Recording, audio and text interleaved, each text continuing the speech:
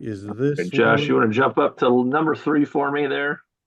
There we go. Okay, so the third part of this induction for administrators, kind of the elements. What should you see in an orientation program for a new principal? So, I mean, we can read this. You know, you need a regular mentor. Those same arrangements you would make for a teacher who has a mentor, you need for a principal.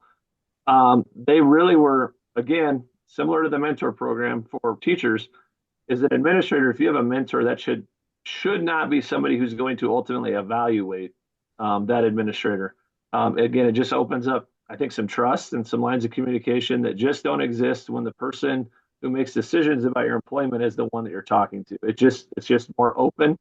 Um, so some of the appealing features that they like for first year principals is shadowing a veteran principal, just letting them literally go and watch them do their job, whether that's going through an evaluation, whether that's sitting through student discipline, going to a classroom and learning how they observe maybe certain instructional items they're looking for.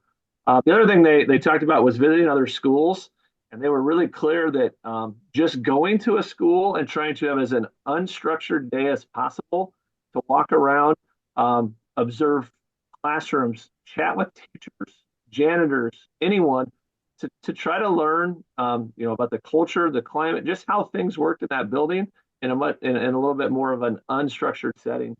I look at this in small districts again.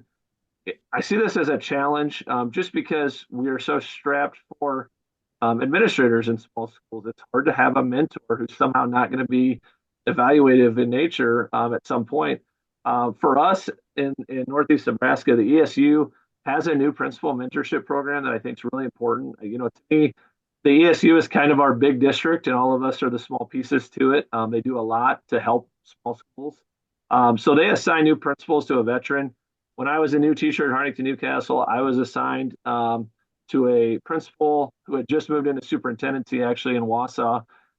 He was great. The ESU gave us some sample questions or discussion items. We actually set the meetings, but we would just sit down, whether it be like this on Zoom or whether we got together, and we would just talk about things that were happening, how he handled situations, and it was a really, really nice, refreshing conversation to have with somebody that wasn't even in my building.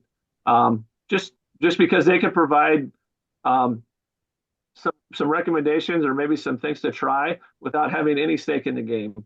Yeah. So they could be pretty open with me, and I could be pretty open with them. So that was really nice for me as a new principal.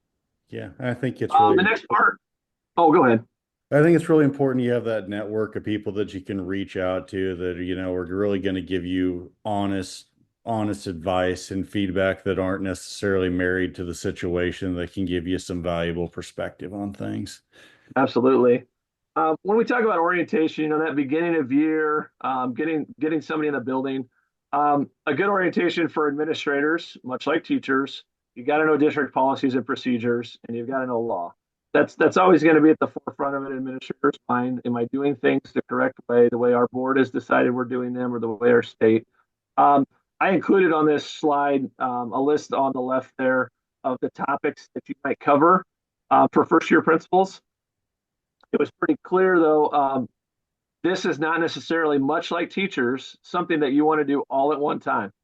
Because if you try to do it all at one time, just like with teachers, you're going to overwhelm a new administrator and you're going to have a lot of questions.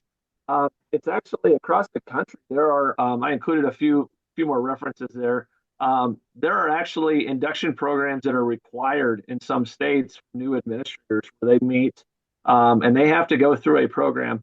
Massachusetts and Colorado were two that I found readily available. They have out Colorado's is a rubric of whether or not an administrator is meeting, early a new administrator is meeting, I guess, the requirements or the expectations of a new administrator. Massachusetts is actually a handbook for how to go through an orientation. So certain states do it that way. Really, what it boils down to with induction, though, is don't reinvent the wheel. If you search induction programs for administrators, there are tons of examples out there where you can pull it off. You can tailor it to fit your district.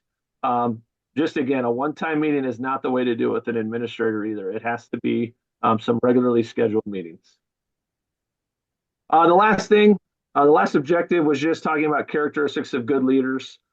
So these are just four items that you should be able to see, or you would hope to see, I guess, in a new principal that you know will probably set them up to be a good leader.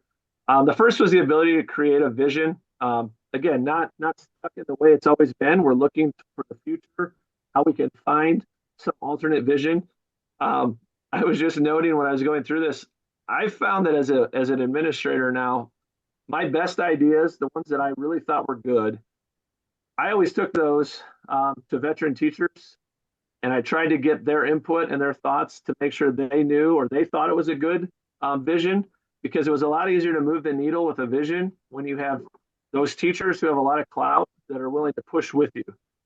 It's really hard to move things in a new direction when the people that are most influential in the staff aren't moving with you. So um, it's kind of a make it seem like maybe they even came up with that idea. And I don't have any problem not taking the credit for it. That's the last of my concerns, as long as we get to where I can go. So I think that's important.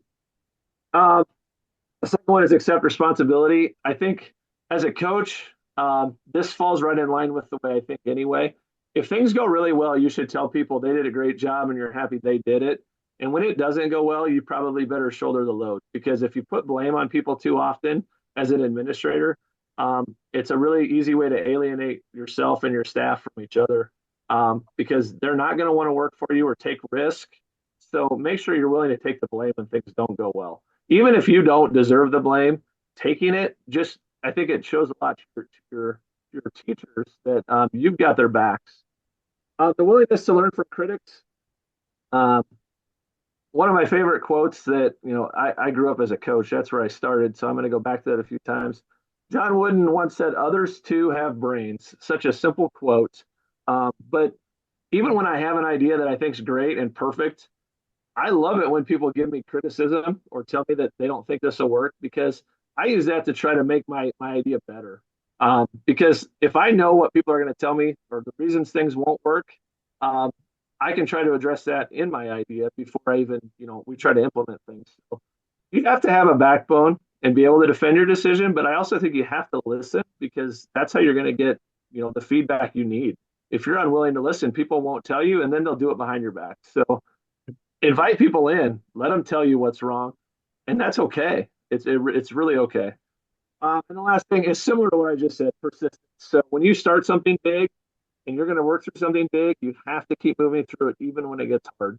Because if you abandon those things that you start that are big projects, people are going to see that, and the next time you have something you really want to do that might take time, well, is this going to actually follow through? Are we going to get to the end? So staying the course when things are hard is really important as a good leader. So I think that's the end of my section or objective five.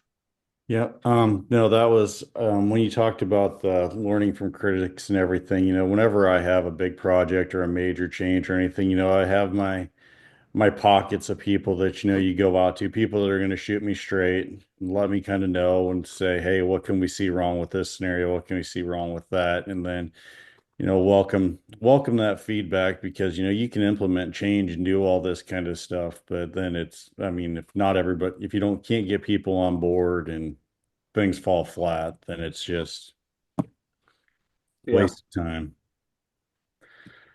All right, everybody. Well, that takes us through chapter 6.